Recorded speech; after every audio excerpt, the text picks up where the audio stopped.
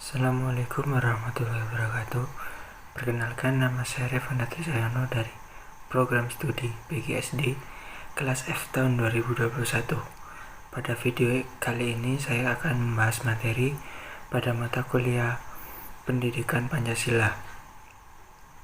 Materi yang pertama adalah menelusuri konsep dan urgensi pendidikan Pancasila.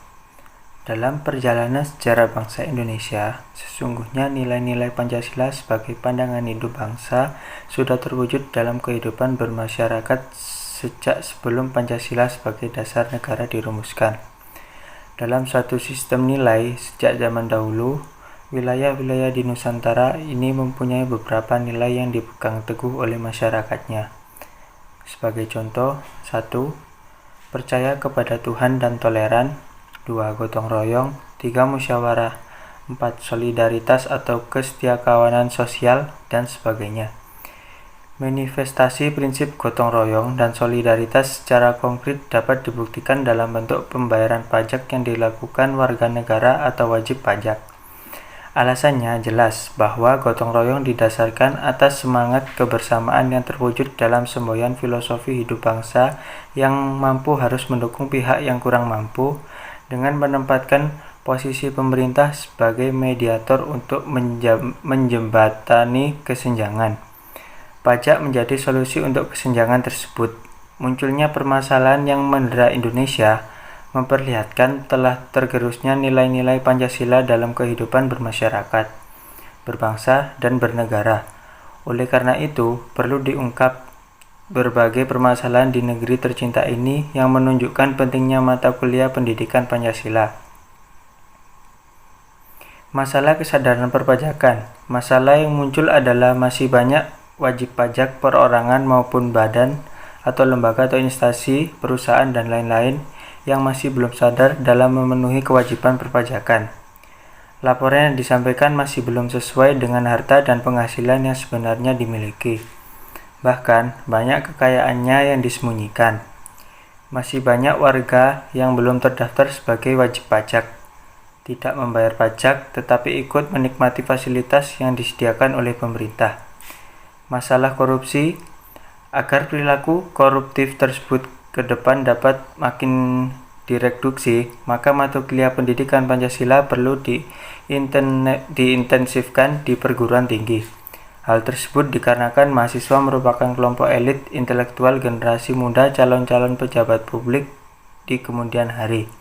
Sebenarnya, perilaku koruptif ini hanya dilakukan oleh segelintir pejabat publik saja, tetapi seperti kata peribahasa, karena nilai titik rusak susu sebelengga. Hal inilah tantangan yang harus direspon bersama agar prinsip good governance dapat terwujud dengan lebih baik di negara Indonesia. Berikutnya masalah lingkungan. Indonesia dikenal sebagai paru-paru dunia. Namun, dewasa ini citra tersebut perlahan mulai luntur seiring dengan banyaknya kasus pembakaran hutan. Perombakan hutan menjadi lahan pertanian, dan yang paling senter dibicarakan yaitu beralihnya hutan Indonesia menjadi perkebunan. Selain masalah hutan, masalah keseharian yang dihadapi masyarakat Indonesia saat ini adalah sampah, pembangunan yang tidak memperhatikan andal dan amdal, polusi yang diakibatkan pabrik, dan kendaraan yang semakin banyak. Berikutnya, masalah disintegrasi. Bangsa demokrasi mengalir dengan deras menyusul terjadinya reformasi di Indonesia. Di samping menghasilkan perbaikan-perbaikan dan tatanan negara Republik Indonesia, reformasi juga menghasilkan dampak negatif. Antara lain, terkikisnya rasa kesatuan dan persatuan bangsa.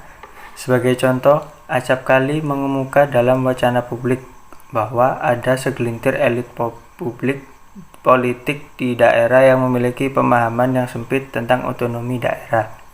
Berikutnya, masalah dekandensi. Moral dewasa ini, fenomena materialisme, pragmatisme, dan hedonisme makin merajalela dalam kehidupan bermasyarakat. Paham-paham tersebut mengikis moralitas dan akhlak masyarakat, khususnya generasi muda. Fenomena dekadensi moral tersebut terekspresikan dan tersosialisasikan lewat tayangan berbagai media massa. Berikutnya masalah narkoba. Dilihat dari segi letak geografis, Indonesia merupakan negara yang strategis. Namun, letak strategis tersebut tidak hanya memiliki dampak positif, tetapi juga memiliki dampak negatif. Sebagai contoh, dampak negatif dari letak geografis dilihat dari kacamata Bandar Narkoba Indonesia strategis dalam hal pemasaran obat-obatan terlarang. Berikutnya, masalah penegak hukum yang berkeadilan. Salah satu tujuan dari gerakan reformasi adalah mereformasikan sistem hukum dan sekaligus meningkatkan kualitas penegakan hukum. Memang banyak faktor yang berpengaruh terhadap efektivitas penegakan hukum, tetapi faktor dominan dalam penegakan hukum adalah faktor manusianya. Konkretnya, penegakan hukum ditentukan oleh kesadaran hukum masyarakat dan profesionalitas aparatur penegak hukum. Inilah salah satu urgensi mata kuliah pendidikan Pancasila, yaitu meningkatkan kesadaran hukum para mahasiswa sebagai calon pemimpin bangsa. Dan yang terakhir, masalah terorisme. Salah satu masalah besar yang dihadapi Indonesia saat ini adalah terorisme. Asal mula dari kelompok terorisme itu sendiri tidak begitu jelas di Indonesia. Namun, faktanya terdapat beberapa kelompok teroris yang sudah ditangkap dan dipenjarakan berdasarkan hukuman yang berlaku. Para teroris tersebut melakukan kekerasan kepada orang lain dengan melawan hukum dan mengatasnamakan agama. Sejumlah tokoh berasumsi bahwa lahirnya terorisme disebabkan oleh himpitan ekonomi, rendahnya tingkat pendidikan, pemahaman keagamaan yang kurang komprehensif terkadang membuat mereka mudah dipengaruhi oleh keyakinan ekstrim tersebut. Agama yang sejatinya menuntun manusia berperilaku santun dan penuh kasih sayang, di tangan teroris,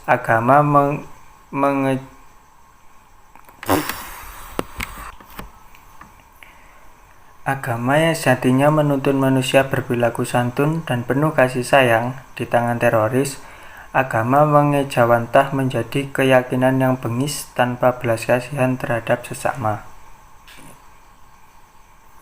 Urgensi pendidikan Pancasila di perguruan tinggi yaitu agar mahasiswa tidak terjabut dari akar budayanya sendiri dan agar mahasiswa memiliki pedoman atau kaidah penuntun dalam berpikir dan bertindak dalam kehidupan sehari-hari dengan berlandaskan nilai-nilai Pancasila. Adapun visi dan misi mata kuliah pendidikan Pancasila adalah sebagai berikut. Visi pendidikan Pancasila terwujudnya kepribadian sivitas akademika yang bersumber pada nilai-nilai Pancasila. Sedangkan misi pendidikan Pancasila adalah mengembangkan potensi akademik peserta didik, menyiapkan peserta didik untuk hidup dan berkehidupan dalam masyarakat, bangsa dan negara, membangun budaya berpancasila sebagai salah satu determinan kehidupan. Materi selanjutnya adalah menelusuri konsep dan urgensi Pancasila dalam arus sejarah bangsa Indonesia. Jauh sebelum periode pengusulan Pancasila, cikal bakal munculnya ideologi bangsa itu diawali dengan lahirnya rasa nasionalisme yang menjadi pembuka ke pintu gerbang kemerdekaan bangsa Indonesia. Ahli sejarah Sartono Kartodirjo sebagaimana yang dikutip oleh Mokhtar Pabutinggi dalam artikelnya yang berjudul Pancasila sebagai Modal Rasionalitas Politik, menengarai bahwa benih nasionalisme sudah mulai tertanam kuat dalam gerakan Perhimpunan Indonesia yang sangat menekankan solidaritas dan kesatuan bangsa. Perhimpunan Indonesia menghimbau agar segenap suku bangsa bersatu teguh menghadapi penjajahan dan keterjajahan. Kemudian disusul lahirnya Sumpah Pemuda 28 Oktober 1928 merupakan momen-momen perumusan diri bangsa bagi bangsa Indonesia. Kesemuanya itu merupakan modal politik awal yang sudah dimiliki tokoh-tokoh pergerakan sehingga sidang-sidang maraton BPUPKI yang difasilitasi Laksamana Maida tidak sedikit pun ada intervensi dari pihak penjajah Jepang. Para peserta sidang BPUPKI ditunjuk secara adil, bukan hanya atas dasar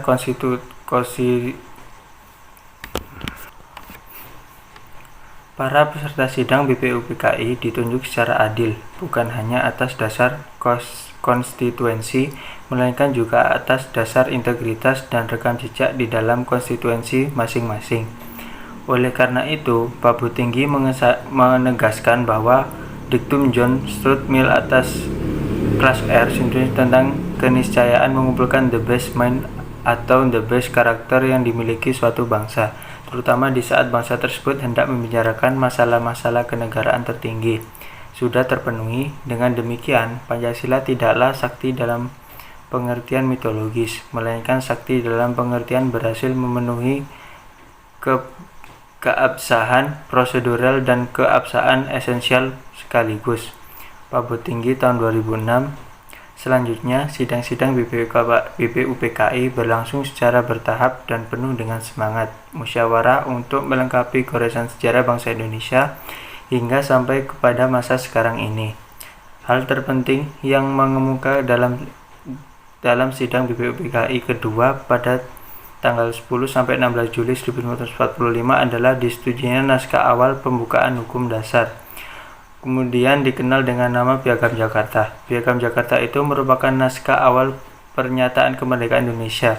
Melalui jalan berliku, akhirnya dicetuskanlah proklamasi kemerdekaan Indonesia pada tanggal 17 Agustus 1945. Teks kemerdekaan itu diketikkan oleh Muhammad Hatta dan ditulis oleh Soekarno pada dini hari. Dengan demikian, naskah bersecara teks proklamasi kemerdekaan Indonesia ini digagas dan ditulis oleh dua tokoh proklamator tersebut sehingga wajar jika mereka dinamakan Dwi Tunggal. Selanjutnya, naskah tersebut diketik oleh Sayuti Melik. Dan materi terakhir yang saya bahas adalah menelusuri konsep dan urgensi Pancasila sebagai ideologi negara. Istilah ideologi berasal dari kata idea yang artinya gagasan, konsep, pengertian dasar, cita-cita, dan logos yang berarti ilmu. Ideologi secara etimologis artinya ilmu tentang ideologi atau ajaran tentang pengertian dasar. Kailan tahun 2013. Untuk mengetahui posisi ideologi Pancasila di antara ideologi besar dunia, maka Anda perlu mengenal beberapa jenis ideologi dunia sebagai berikut.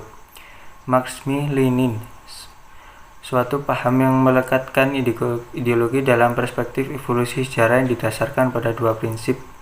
Pertama, penentu akhir dari perubahan sosial adalah perubahan dari cara produksi. Kedua, proses perubahan sosial bersifat dialektis. Liberalisme, suatu paham yang meletakkan ideologi dalam perspektif kebebasan individual, artinya lebih mengutamakan hak-hak individu. Sosialisme, suatu paham yang meletakkan ideologi dalam perspektif kepentingan masyarakat. Artinya, negara wajib mensejahterakan seluruh masyarakat atau yang dikenal dengan konsep welfare state. Kapitalisme, suatu paham yang memberi kebebasan kepada setiap individu untuk menguasai sistem perekonomian dengan kemampuan modal yang ia miliki. Sasta Pertaja, tahun 2001. Setelah Anda menelusuri berbagai pengertian, unsur, dan jenis-jenis ideologi, maka terlihat bahwa Pancasila sebagai ideologi negara menghadapi berbagai bentuk tantangan. Salah satu tantangan yang paling dominan dewasa ini adalah globalisasi. Globalisasi merupakan era saling berketerhubungan antara masyarakat suatu bangsa dan masyarakat bangsa yang lain, sehingga masyarakat dunia menjadi lebih terbuka. Dengan demikian, kebudayaan global terbentuk dalam pertemuan beragam kepentingan yang mendekatkan masyarakat dunia.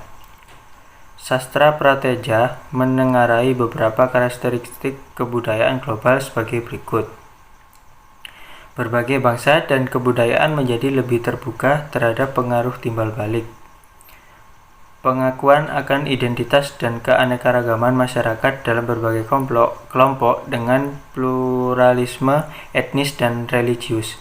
Masyarakat yang memiliki ideologi dua sistem nilai yang berbeda, bekerja sama dan bersaing sehingga tidak ada satupun ideologi yang dominan.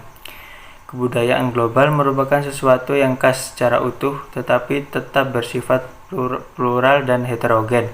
Nilai-nilai hak asasi manusia atau HAM, kebebasan, demokrasi menjadi nilai-nilai yang dihayati bersama, tetapi dengan interpretasi yang berbeda-beda. Sastra Pertaja tahun 2001.